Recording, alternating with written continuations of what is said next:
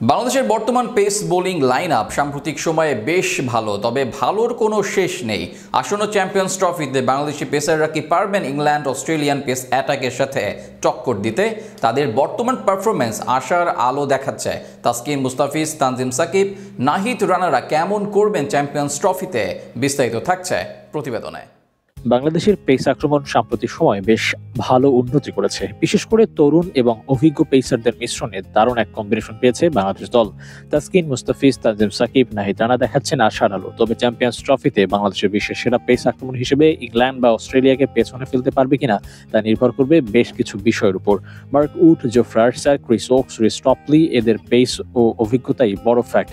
তবে তাদের এমন ধারাবাহিকতা স্বপ্ন দেখায় বাংলাদেশকে। তবে এবার খেলাটা যেহেতু এশিয়ান কন্ডিশনে, তাই তো এমন স্বপ্ন দেখতে পারে বাংলাদেশের সমর্থকরাও। পিচ ও কন্ডিশনের উপর নির্ভর করবে অনেক কিছু। বাংলাদেশের পেস আক্রমণ বিশেষ করে এশিয়ান কন্ডিশনে কার্যকরী, তবে ইংল্যান্ড অস্ট্রেলিয়ার মতো দলের পেসাররা সব ধরনের কন্ডিশনে ভয়ঙ্কর। তাই তাদেরকে পেছনে ফেলতে হলে তাসকিন, তানজিম হাসান সাকিব, মুস্তাফিজুর রহমান ও নাহিদ রানাদের ভালো চ্যালেঞ্জ নিতে হবে। অভিজ্ঞতায় ঘাটতি এখনো কিছুটা আছে, বিশেষ করে বিশ্বমঞ্চের চাপ সামলানোর ক্ষেত্রে। এক্ষেত্রে তাদের কঠিন পরীক্ষার সম্মুখীন হতে হবে। তবে বাংলাদেশের সাম্প্রতিক পেস বোলিং পারফরমেন্স যে কোনো দলের ব্যাটিং লাইন আপকে টক্কর জানাবে। শুধু বড় মঞ্চের চাপটাকে উপেক্ষা করতে পারলেই ভালো ফলাফল বয়ে নিয়ে আসা সম্ভব। তাসকিন ধারাবাহিক পারফর্ম করে যাচ্ছেন দীর্ঘদিন ধরে। গতির সাথে সুইং এর খেলায় পরাস্ত করতে পারেন যে কোনো ব্যাটারদের। মুস্তাফিজের কাটারের সাথে ডেথ ওভারে ভালো লাইন লেন্থ মেইনটেইন। নাহিদ রানার গতির ঝড়ে লণ্ডভণ্ড হতে পারে যে কোনো দল।